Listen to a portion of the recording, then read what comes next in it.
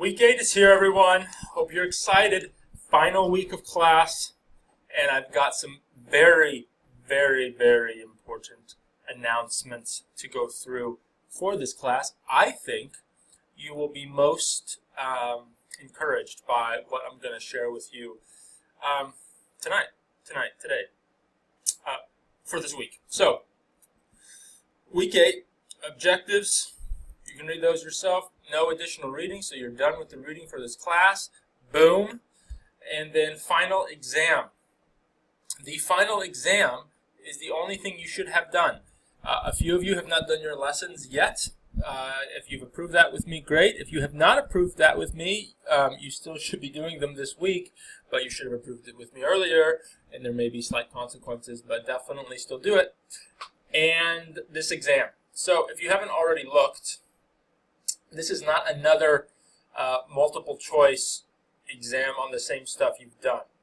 It does say that it's a comprehensive final exam, but if you read it, what it is saying is that it's going to give you something that you will apply in a church scenario. It's an online open book exam, shocker, but you will write a lesson plan after receiving a passage of scripture and an age group for which the lesson would be taught. You have 2 hours to do 2 observations and write the lesson plan using all the components learned in the course. So what does this mean? Essentially, we're giving you another lesson plan writing thing where you, in one sitting, will sit down and write a lesson plan. So you're not actually going to teach this lesson. You would just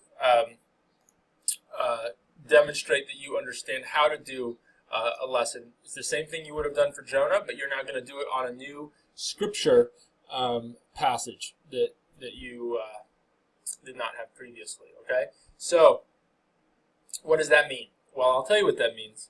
It means I'm going to give you a huge gift. First of all, you guys, as usual, are doing very poorly on the tests and are probably freaking out. Again, this is a standardized Moody Distance Learning course. Everyone does bad on these tests. So me as a professor, I always try to look at this, feel out how difficult they are, and then help you as much as I possibly can in all fairness and equality. What that means is, a couple things, is I'm going to give you a couple points because some of the questions were not, I think, ideal. I will post what I'm going to give you here in your weekly announcement. I'm not actually finding where I have that right now. But I think I'm going to give you, here we go. I'm waiving 2 questions from the first exam, or giving you basically, I'm just going to give you 4 points, increase everyone's test 4 points for the first exam, and 6 points from the second exam. That's huge, actually. So look at your current exams, and then we're going to bump them that much, each one. That's a lot, but that's based on the fact that a lot of the questions and so forth, I think, were not ideal, and instead of going back through everybody's and seeing who answered it right and wrong, I'm just going to give everyone, they were big tests, they were 50 questions, so I'm just going to give everyone 4 points on the first exam and 6 points on the second exam, okay? You're welcome for that. Hopefully that'll help a little bit. But here's the big one. Here's the big kicker. I hope you're paying attention. I'm actually going to give you the option of whether you take this final exam or not. But there is a catch. Are you ready for the catch? Okay. Option 1. If you're happy with your first 2 exams, which many of you are not, but if you are happy with your first 2 exams, I will average those 2 exams together, and I will give you that average for your final exam as well. So you don't need to do this final lesson plan. This course had a lot of assignments, a lot of quizzing and testing, and it's just not necessary. If you've done well already to this point, it's not necessary. Now, so basically what I'm doing is I'm only going to allow that final exam to help you, okay? So if you're happy with your first 2 exams and you want to receive the average of those 2 exams for your third exam, I will give that to you like that. The second option is this. If you're not happy with your first 2 test scores, I will allow you to take the final exam, and if you do a solid job, I will increase your average on the first 2 tests by up to a full letter grade, as well as giving you that grade on the final exam as well. So, for example, and I'm going to post all this. You'll see all this in the post in writing as well. But for instance, if you received a 68 on test 1 and an 82 on test 2, that's an average of a 75, which is a C. But if you do a solid job on the final exam, that will boost your average on the first 2 tests, let's say, to an 85. So basically what I said is, if you do a solid job on the final and then boost your average, that will boost your average on the first test to an 85. You will also get an 85 on your final exam in this example, regardless of how your final exam scored, unless it was higher than an 85. Does that make sense? So what I'm saying there is, okay, you got a 68 on test 1, for example, and an 82 on test 2 for an average of 75. If you do a really solid job on the final exam and your average is raised then to a 75. So if I took your final test score, right, and and I forget what it is, but if your final test score, then when I average it in with your 82 and your 68, if it boosts your overall average to an 85, you will also get that on your final. And so I'm going to allow you to essentially boost everything a full letter grade, if that makes sense. Well, let me just read what I'm actually going to post. The final exam is not another multiple choice test. It requires you to, in essence, form another lesson plan on a passage that you have to be given and form a new lesson plan that you will do for the final exam itself.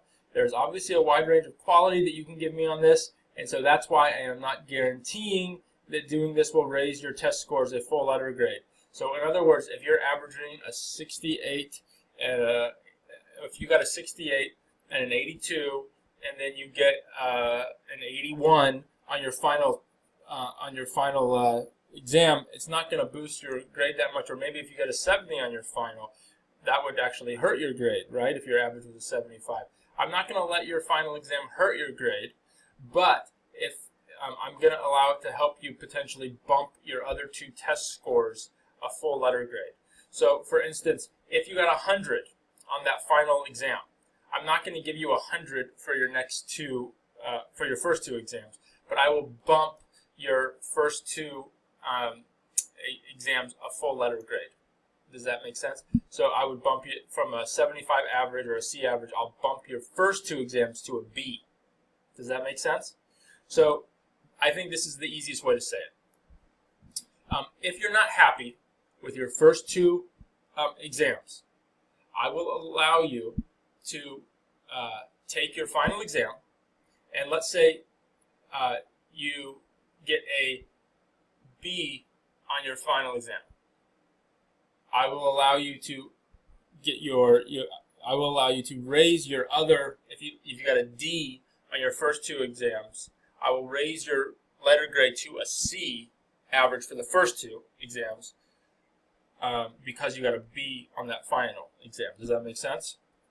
And therefore, when I average your total 3 exams, instead of averaging a D with a B, you get to average a C with a B. See how that works? It raises everything quite a bit higher.